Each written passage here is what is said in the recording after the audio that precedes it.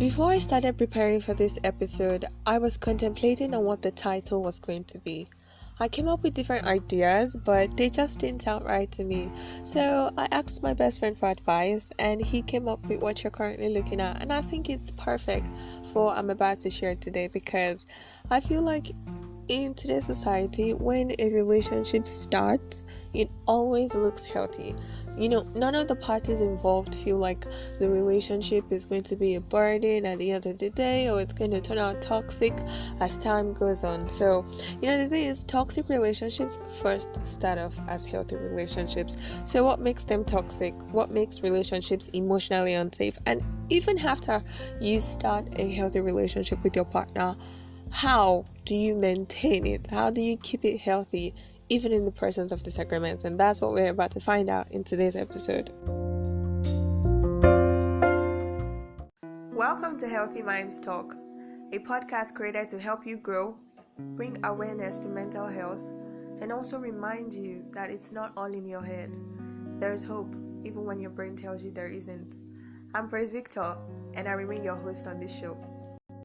Now, before I dive right into the juice and everything, the main thing I want to share in today's episode, I first want to go ahead and talk about the red flags that you'd see that are obvious in unhealthy relationships, or the signs, the warning signs for you to know that your relationship is becoming unhealthy. There's dishonesty, poor communication, controlling behavior. There's negative criticism, negative feedback, insults, verbal abuse, physical abuse, emotional manipulation. You lose yourself trying to be someone else. You try to be who they want you to be and not who you really are. You shrink yourself and you're unhappy. So basically, whenever you see any or all of the signs, I beg you to please leave the relationship, okay? Do not remain in a toxic relationship because you just have the hopes of it getting better. The thing is, it's not within your power to change such relationships. If the other partner is not willing to also put in the work and work together and make the relationship better, it's not only you that's involved in that relationship, and it might even be a toxic friendship. If you find yourself in this kind of situation, do not hold on because you're scared of being lonely, or you're scared of being abandoned, or you're just scared that you spend most of your life with this person and now you're just scared. You don't know how to live alone. You don't know how to be independent anymore. Or maybe it's because you feel obligated to stay in a relationship because you've been together for so many years. It's possible for you to actually be in a relationship and grow physically with your partner, but if you're not growing spiritually, emotionally, mentally, let's not even talk about the financial aspect, then that's actually a red flag for you to leave. Do not stay in a relationship because you've learned how to tolerate their toxic behavior.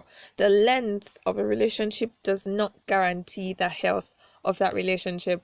And I get that it's going to hurt and you grieve the loss of what you thought that the relationship might have been if it were healthy. But then, for what it's worth, when you leave and you heal, you actually be glad that you chose you. It might take a while, but as time goes on and you heal yourself, you be glad that you chose you, that you chose that step to get out of that toxic cycle. Now, if you're in a healthy relationship, which is like the main juice for today, how can you maintain healthy relationship with your partner? I mean, how can you hold space for the both of you to grow and be the best versions of yourselves? So, the first thing I want you to do is to love yourself. Now, I'm pretty sure that's not what you were expecting. When most people are talking about relationship advice and they're just giving out their own opinions and stuff on, relationship topics, hardly would you hear anybody to say that you should love yourself first. But the thing is, knowing how to love yourself first in a relationship is highly needed for the relationship to last. Many people believe that loving yourself first is actually selfish and it's ignoring the needs of your partner. It means you just give more attention to yourself and you forget that you actually have a partner in the relationship. But that's not it. That's not what self-love in a relationship means. If we don't love and accept ourselves first, we'll end up putting unrealistic expectations on our partners to fulfill our every need. And no matter what, the amount of love and validation that our partner gives us will never be enough if we do not learn how to love ourselves first. So basically, when we accept that we are imperfect and still worthy of love, it helps us recognize that our partner is also imperfect, but then they are still valuable and worthy of love. So, yes, self love in a relationship does not mean that you shouldn't need anyone but ourselves to be happy, but it means that we respect ourselves enough to create and maintain healthy relationships where both partners actually feel emotionally secure. Now, the second thing I want you to do is to know your partner. If you want to maintain a healthy relationship, it's important to know your partner's love language, their attachment style, what makes them feel loved, what makes them feel better when they're stressed, their dreams and life goals, their hobbies, their boundaries, how much time they want to spend alone. And I just feel like the best way that you can actually know your partner, know what other people don't know about your partner, is through open communication. And sometimes we pretend that we don't have needs because we don't want to come off as needy. And some other times it's difficult because we don't know how to communicate our needs, or simply because we don't feel entitled to them. And I personally know what it feels like to have needs but not know how to express them, because when I was a child, there was no one around me to communicate my needs to. There was no even single person to ask me what I needed. And to today, that still reflects in my adult relationships. I still find it hard to say what I need.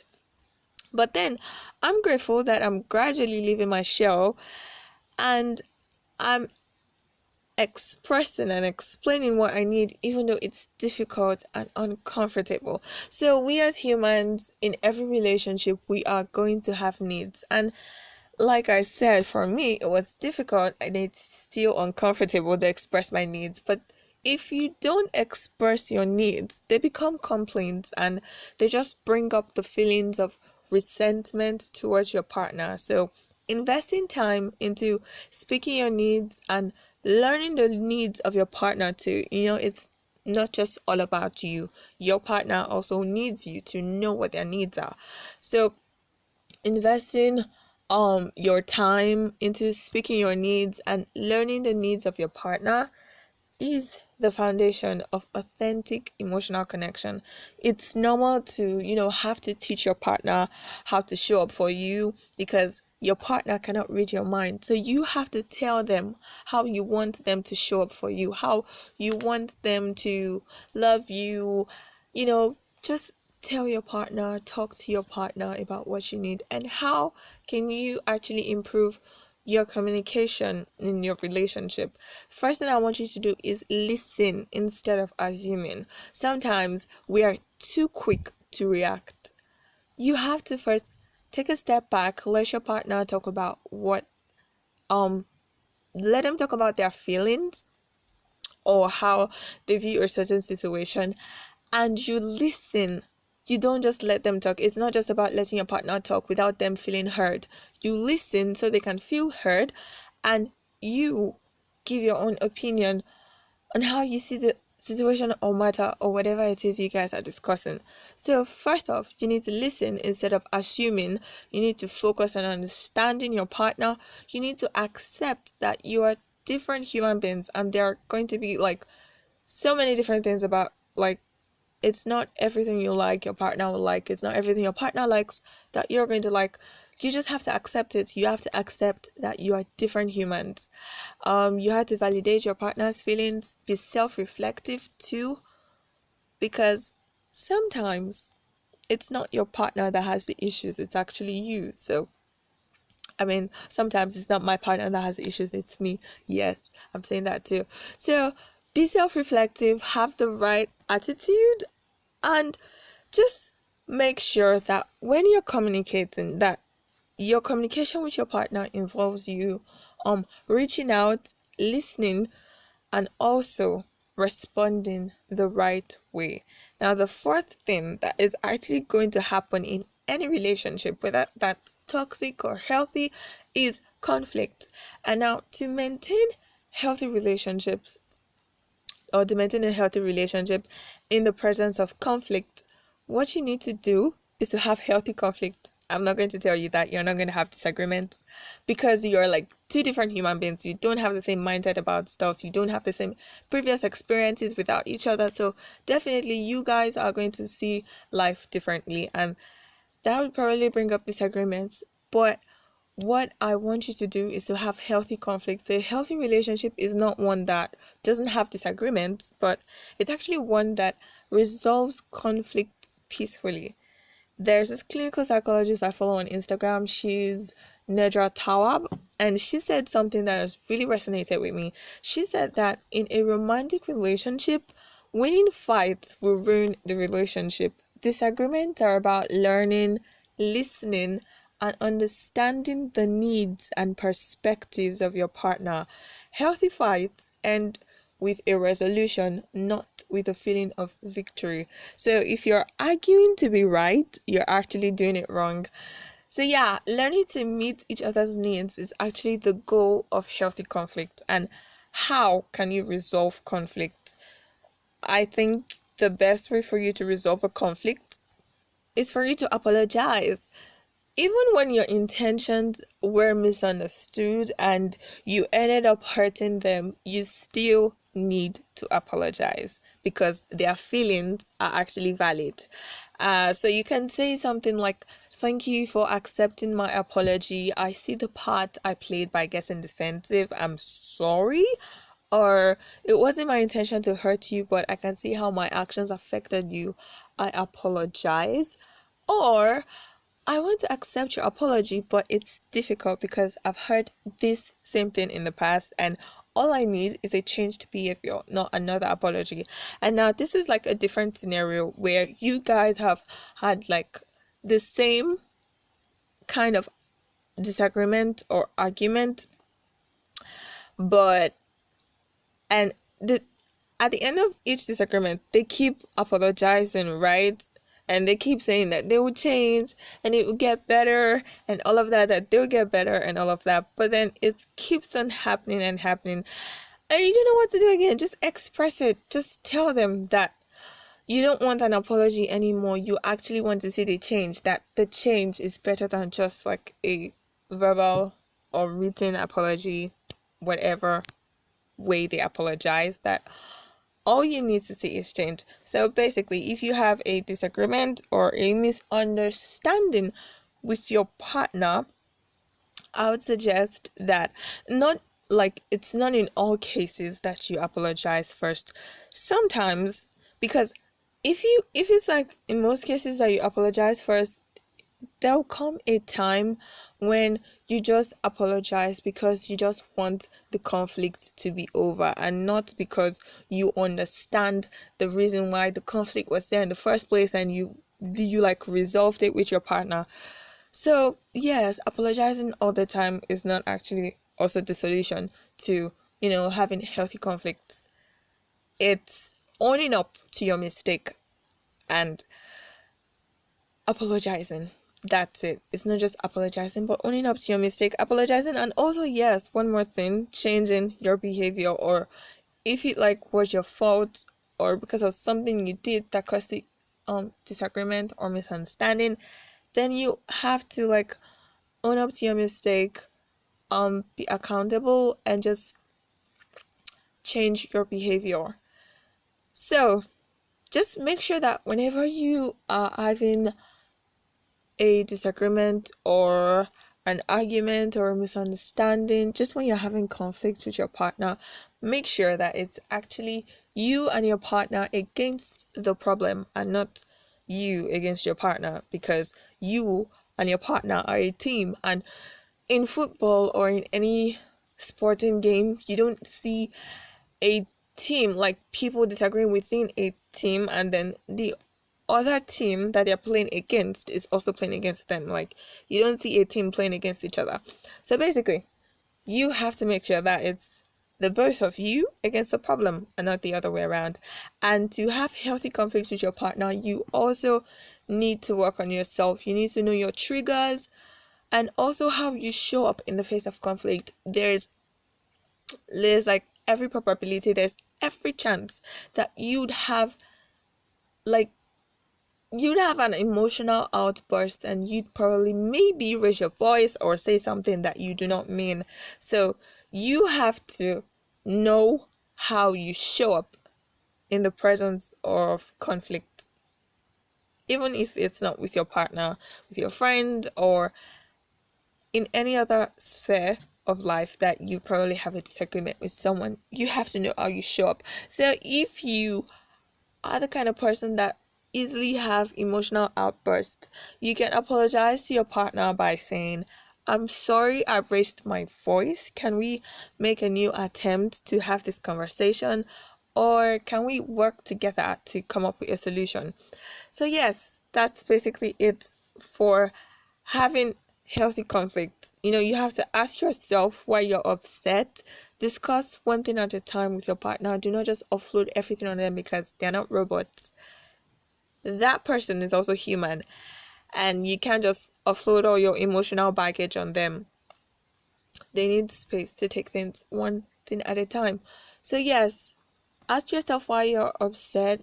Be self-reflective, and then talk about it with your partner, because how you argue, how you forgive each other, how you resolve the disagreement, and also how you come back together to maintain your emotional connection and still keep growing is very important. So when it comes to resolving conflicts, apology accountability leads to apology though. So accountability, apology, and changed behavior is what's necessary. Now, the fifth thing that you have to do if you want to maintain a healthy relationship is to be intimate with your partner. Now, when people hear the word intimacy in relationships, the next thing that comes to their mind is sex. And I'm just like, I'm so tired, because sex is not actually intimacy. I mean, sex builds intimacy, yes, but it is not intimacy. Intimacy actually means closeness in a relationship. So basically, if you want to be intimate with your partner, you just have to find something that brings you closer to them. And if your only form of intimacy with your partner is sex, then you need to sit down and have an honest talk with your partner, because you can build intimacy without sex by being vulnerable and expressing your feelings and insecurities, asking for help, actively listening, trying something new, going on dates, having, giving kisses on the forehead, and holding, cuddling. Man, there are so many ways that you can actually be closer to your partner, that it doesn't have to be sexual, because sexual activity is not the ticket to maintaining a healthy relationship. It's the way we feel that influences the level of intimacy we have with our partner. And if we're not feeling seen, if we're not feeling heard or understood, intimacy becomes difficult. So basically, what you have to do is find a new way of building intimacy with your partner today. Now, the sixth thing that I want you to do if you really want to maintain a healthy relationship with your partner is to be interdependent. Now, the opposite of this interdependence is like codependence, and codependence is basically when you like depend on your partner for survival. You like have no life of your own apart from the relationship. Like, you build your whole life around the relationship, and you just find out that you don't have any friends anymore. It's just your partner. It's just It's just like you, only you and your partner in this world. That's like what codependence looks like, but that's not what I'm talking about. I'm talking about interdependence. Now, an interdependent relationship is one in which there's mutual support, clear communication, respect for each other, and the most important, also space for personal growth. You know, it's important to ensure that your relationship is not the only thing that's going on in your life. And while it's actually okay, I'm not saying it's bad to prioritize your relationship, but while it's okay to prioritize your partner and be healthily attached to them, you should still have your own sense of autonomy. I mean, you should have your own life with your personal space, your circle of friends, you doing what makes you happy, your personal hobbies that do not involve your partner, and all of that. So when you have a life outside your romantic relationship, you become less likely to be codependent. So just let your partner know that despite the fact that you love him or you love her, despite the fact that you love them, you also need your personal space. So yes, make time for your personal interests without your partner, and also support your partner's goals and dreams. Now, the seventh and the last thing that I want you to do if you're planning on maintaining a healthy relationship with your partner is to obviously be committed. And I feel like this is the major reason why people avoid relationships, because they know it requires commitment and not everybody want to commit. Most people don't want to commit. And the thing is just that your intention while dating directs your attitude, and it also influences the direction the relationship ends in, because it's your intention that not only actually maintains the relationship but prolongs it. Because if you're intending that, okay, this relationship, I'm not really committed and I don't plan on going long term, it will actually show in how you show up. Like, it will be evident in how you show up in the relationship. So yes, and if you plan on like this relationship is long term, together forever, lovey mushy and all of that stuff, yes, that would also influence how you show up in the relationship. You'll make conscious, intentional decisions that would not jeopardize the relationship. So commitment basically involves you making a promise to yourself and also to your partner to stay and grow together through the good and the bad times. And now when it comes to committing, it's possible for you to overcommit. And overcommitment happens in situations where you are like fully committed, but your partner doesn't feel the same way. Like, it's not like they don't like you or they don't love you or they don't love the relationship and all of that, but they are not like fully 100% committed just like you are. So when you're like being committed, you have to make sure that it's not just you that's committed to the relationship, that it's also your partner. Like, your partner is also involved almost on the same level as you are committed to the relationship, because if you don't ensure this, it's going to lead to heartbreak and heartache. Trust me, I'm talking from experience. So yes, commitment is as important as love, and that's it for today's episode. But just before you go, I want to tell you that having the right partner is beautiful, but I think that it's more beautiful when we actually do our inner work. You know, having the best partner in the world would not solve your past relationship trauma, because the person cannot fix you or cannot heal you. And that's something I actually had to learn the hard way. No one can complete you, because feeling whole and loving yourself does not come from a relationship. It's something that you have to spark from within. So if you plan on maintaining a healthy romantic relationship today, just start with you.